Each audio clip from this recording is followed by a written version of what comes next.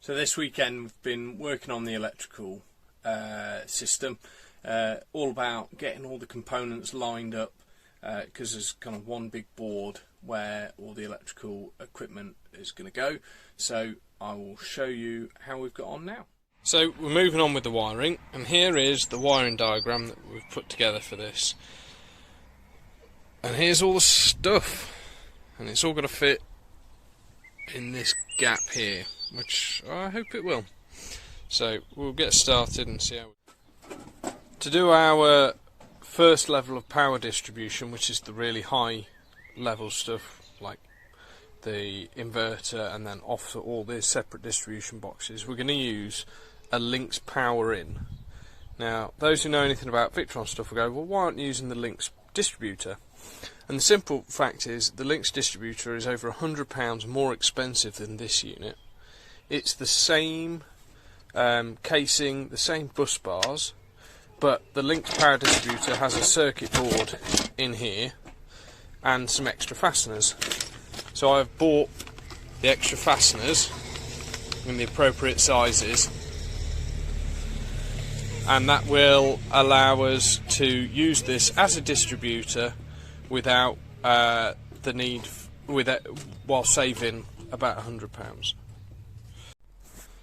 So here you can see the 4 additional bolts we need. Then this cover goes back over the top.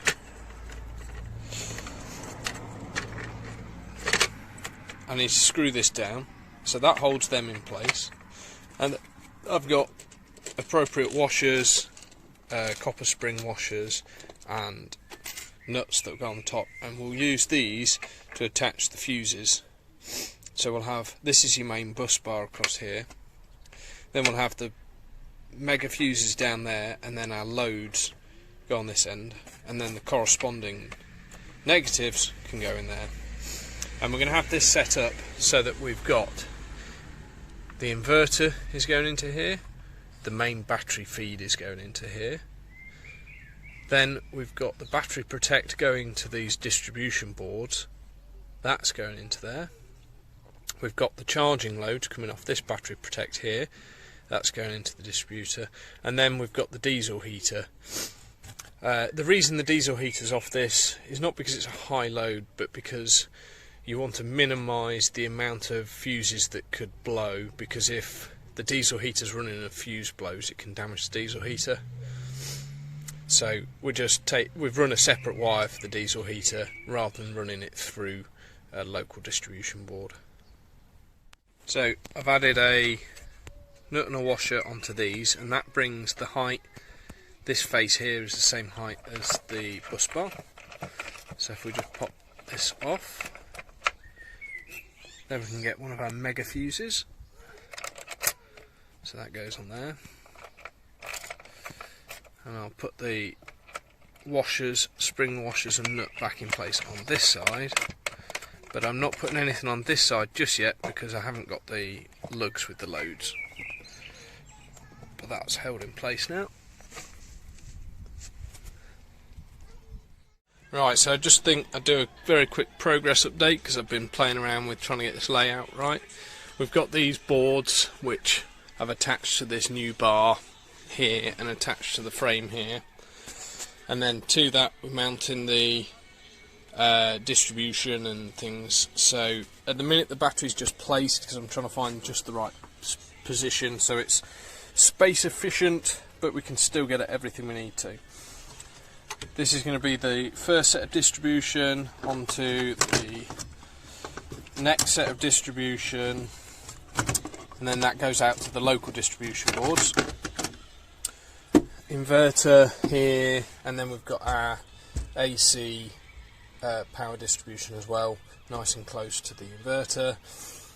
Cable routes from the inverter to here to the battery are all going to be nice and small. So overall I think we are on track, but we've still got to put in the solar charger, the battery to charger, battery to battery charger, and a couple of battery protects. Okay, so a bit more progress with the layout.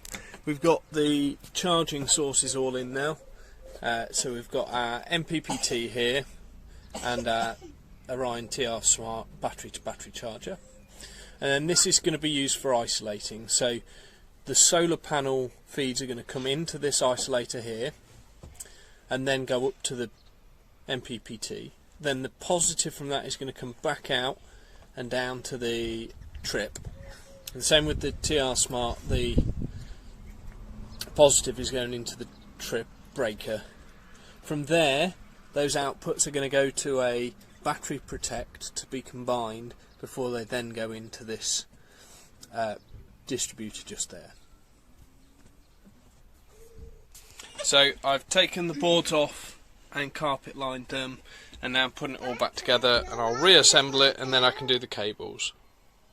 The manual for these two items say that they should be mounted onto a non-flammable surface. I think they've got big heat sinks so they can generate a bit of heat. So I've just got a thin piece of aluminium sheet, so I'm just laying them out on here as they will be on the boards. Then I'm going to trim the end off this and then drill all the holes so that we can screw the metal onto the boards, and then drill through, screw through the metal into the board to hold on both the chargers. So I've been getting the AC stuff sorted. That's the consumer unit hooked up. Just getting the inverter on now. Take the feed from the electric hookup socket out the back into the inverter, and then another lead out the inverter into the consumer unit.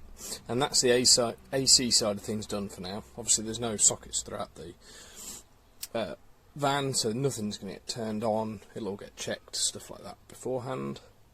And then I will start working from the bottom upwards. Especially this area is going to get really cluttered with cables coming in, so I need to work very hard to keep it all tidy. So that's a mini milestone complete. The AC side of things is now sorted. The inverter, we've got the hookup wire comes in, goes through the inverter, back out and into the consumer unit, which is all wired up. I've used ferrules on all of the cables, which is neater, and make sure we don't have any exposed copper anywhere, make sure the terminals aren't going to come loose. Use cable glands every time we've got a cable going through the metal casing.